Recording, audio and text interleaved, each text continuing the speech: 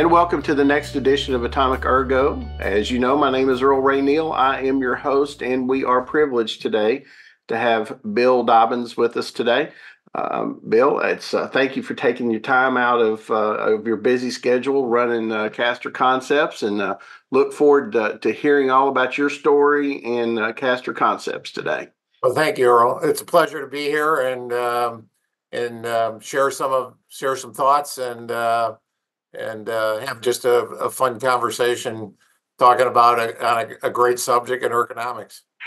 We were talking before we went on the air. We have some bonding in our background. Both have a connection to Michigan. You have a BA in biology from Albion College, MD from Michigan State University, which is a place that I spent some time, and an MBA from the University of Michigan. So I'm going to ask the question that every good Michigander wants to know: who do you root for? We got to know that before we get started.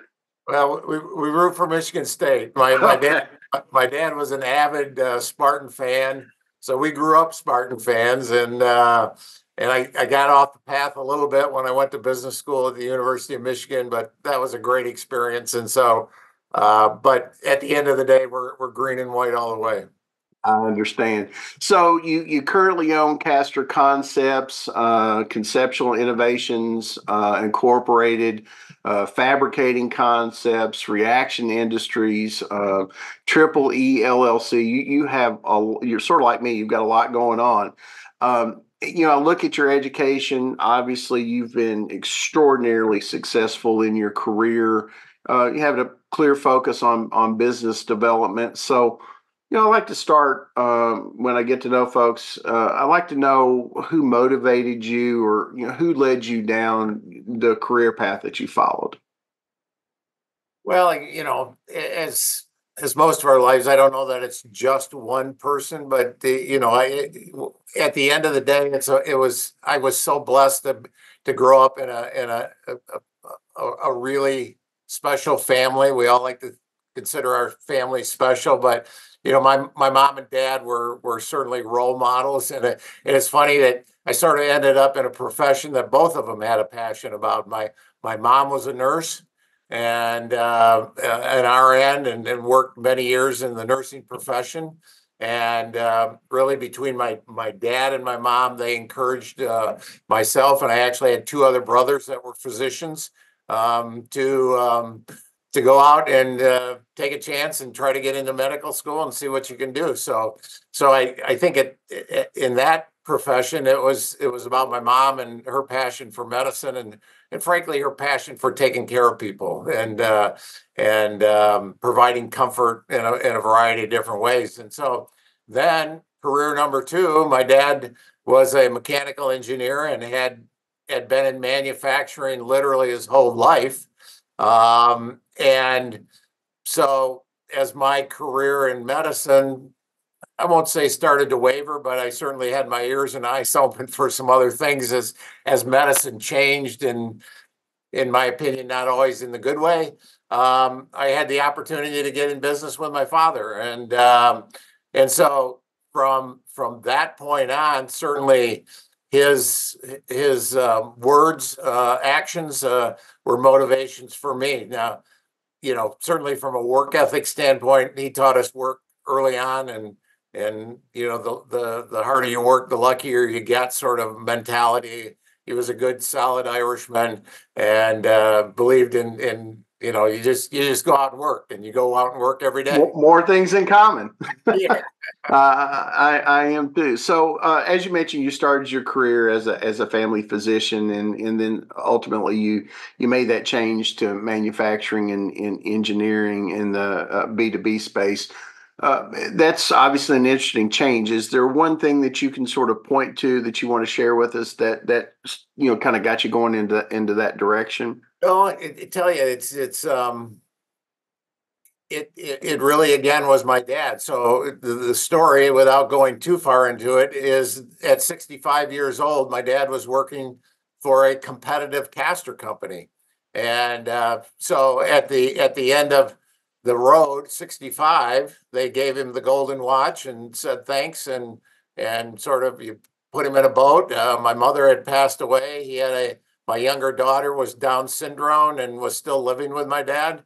And my dad didn't travel. He didn't play golf. He just loved working. And so 65 to 67, he spent two of the most miserable years of his life, not knowing what he was going to do and what purpose he was going to have in his life, until he ran back and he ran into his previous VP of sales.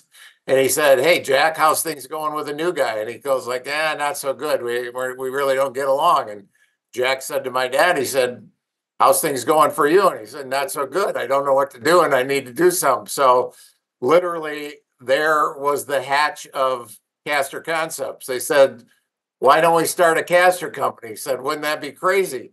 He goes like, "Well, maybe not." And so they started there was four of us, my older brother and the two of them, and we started, and the seed money for our business was $40,000. And we started in a small industrial space in Albion, Michigan. Literally nobody taking any salaries, just a mission to sort of change your life in a better way. I got involved from the accounting standpoint, and then sort of transitioned and said, "Hey, I think I'm liking this more than what I'm doing today." And so the rest is sort of history. So One thing I noticed is that you're active in STEM with your Innovate Albion initiative, and I'm fascinated in that. Why do you believe it's important to you and to your mission and to the Albion as a whole, as a community? well, you kind of know the area in Michigan. You probably have at least some familiarity of Albion. So we're sort of in the pucker brush of Michigan, and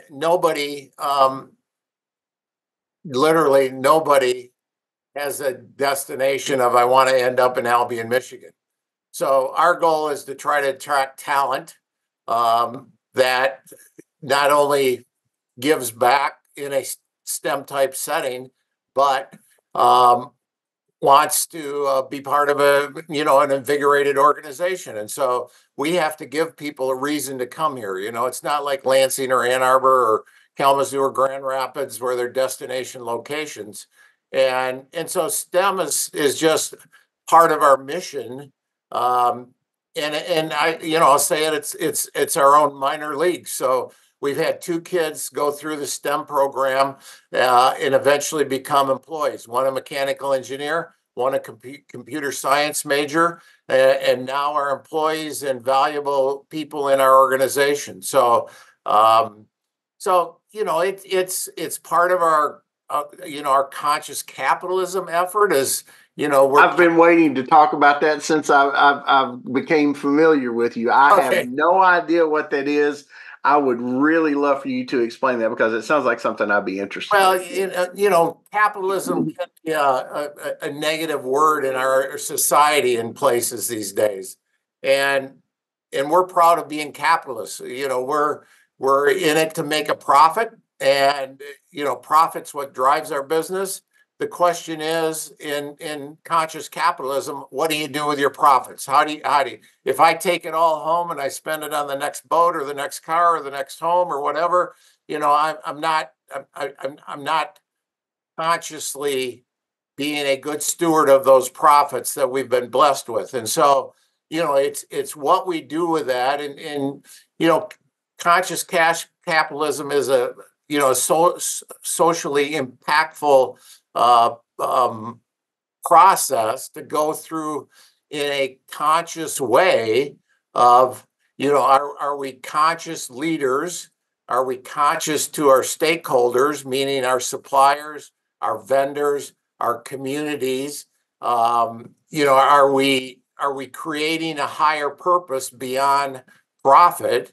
And ours is about providing a great community for employees to work and to lead full lives, and a conscious culture, a culture that's respectful within our business and within our community. So we feel strongly about that, and it's not a highly recognized term, but it's growing consistently. It was started by John Mackey, who was the Whole Foods CEO and we're not trying to be Whole Foods, they take it to a totally different level, but we can be the best version of, let's say, Whole Foods, for our area and for our community. So my leadership team has done an amazing job sort of adapting to that mindset, and probably the biggest impact I think has been on our employees, and how we see our employees, and how we care for our employees,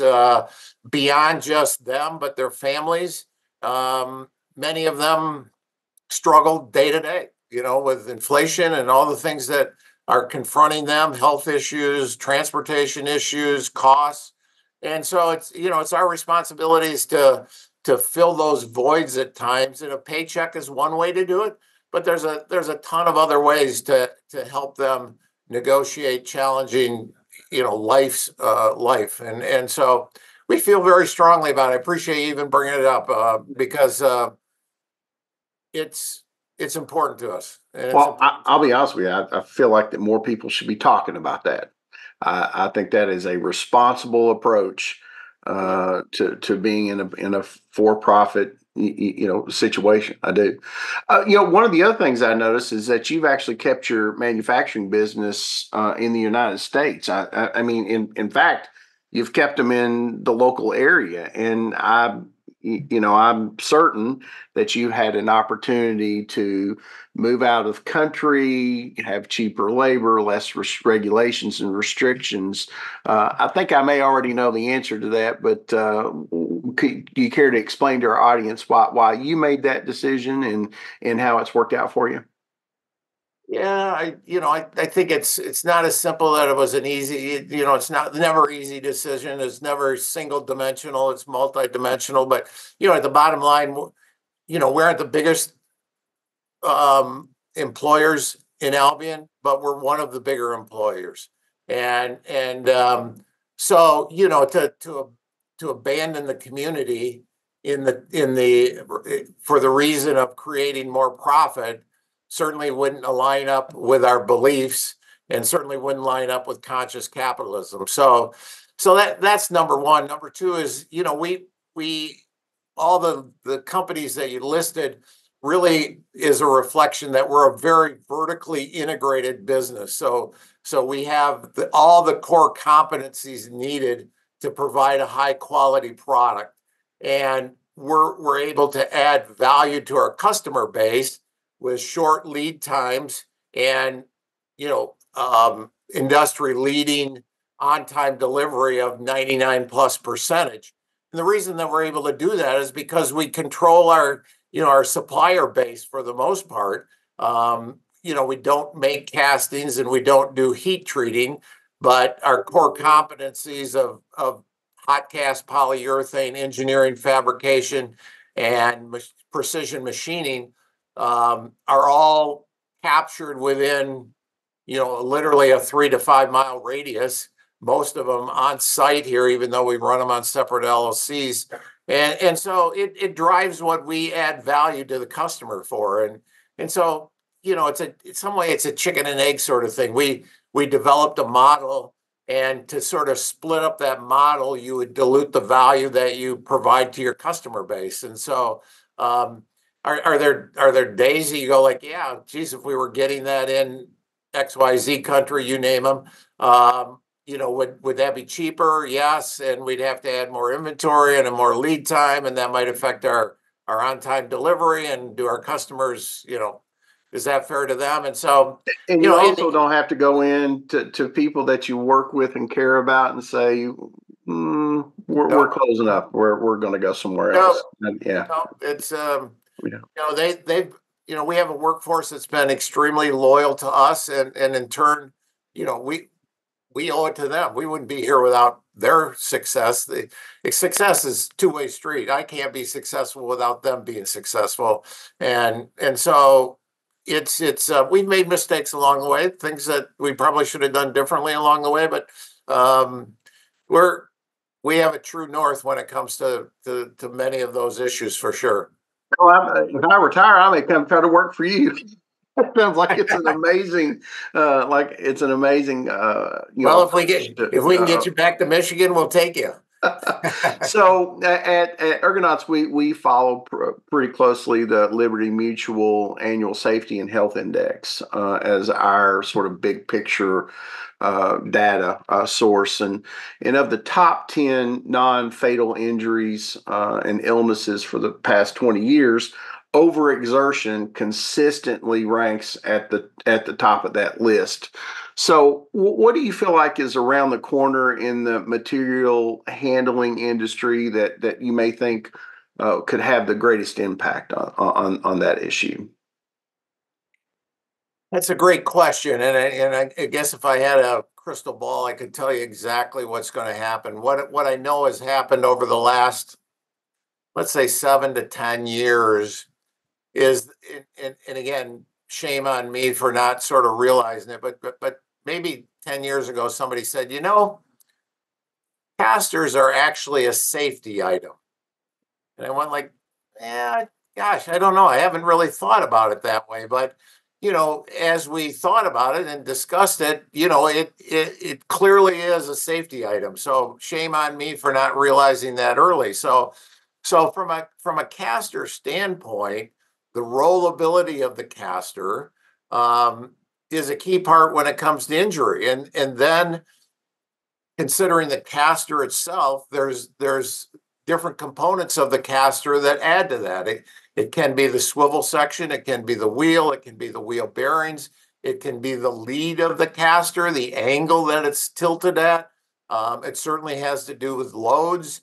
And so, it's like a lot of things. You start getting more and more granular about what is it that improves or worsens a situation where someone could be 150 pound or 110 pound female, a 300-pound male, vice versa, you choose. And, how do we make that a better work environment, focusing on casters? Now, casters isn't the only thing, as you guys do. You get involved in a lot of things, designs of carts, designs of where the wheels are, or how high the push bar might be, a variety of different things.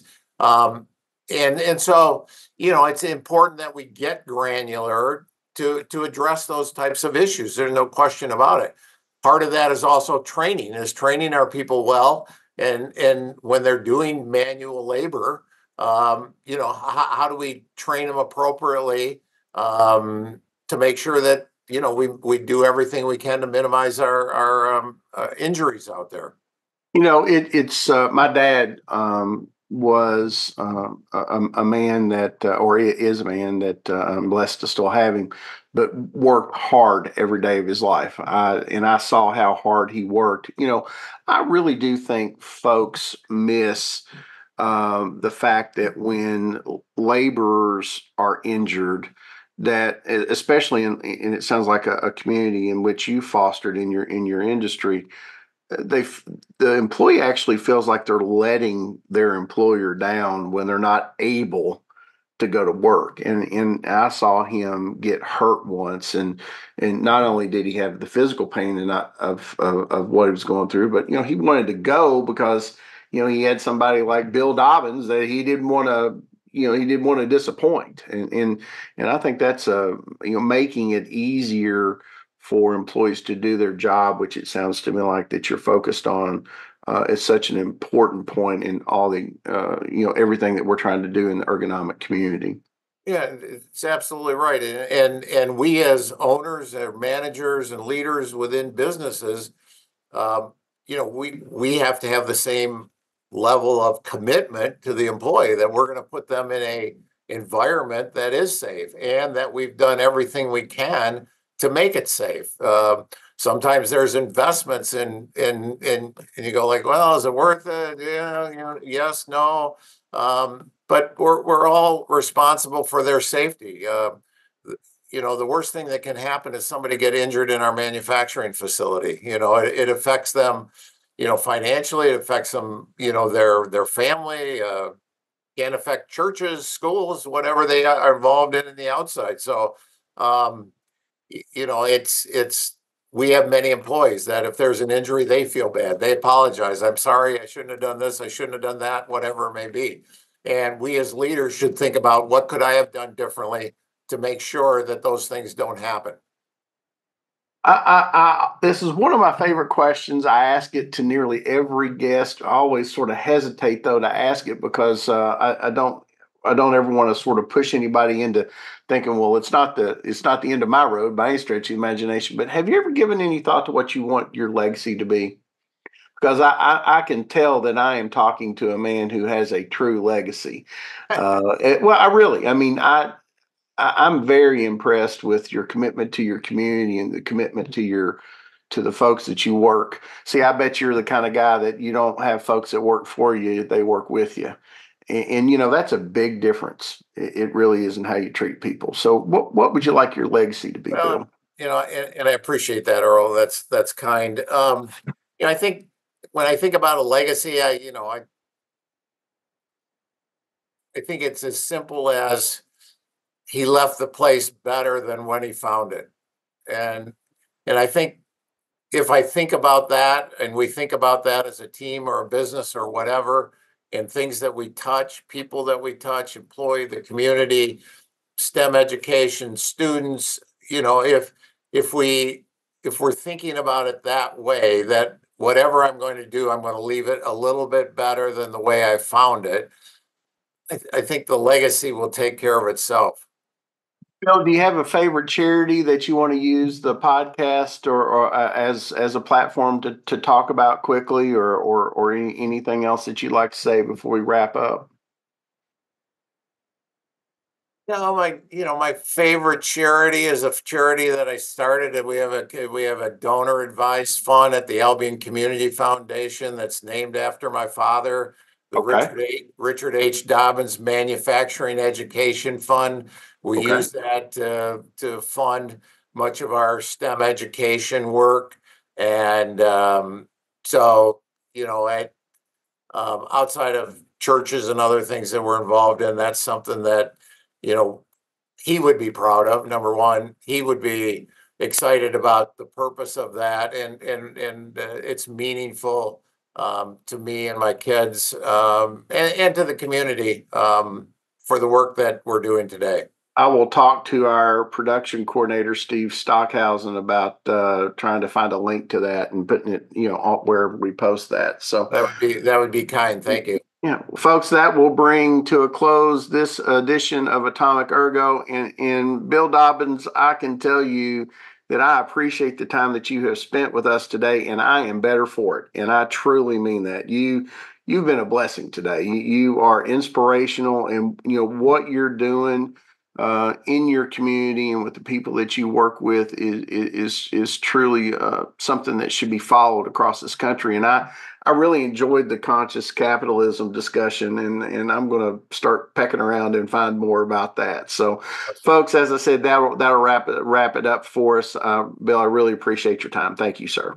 Thank you, and thank you to Ergonauts for sponsoring us and pushing health and safety in the workplace. So, thank you very much. Folks, as always, leave any questions, comments, concerns, or suggested topics that you would like for us to cover in the comments down below.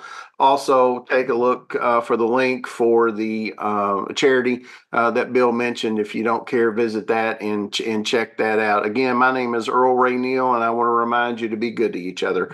You all have a good day and take care.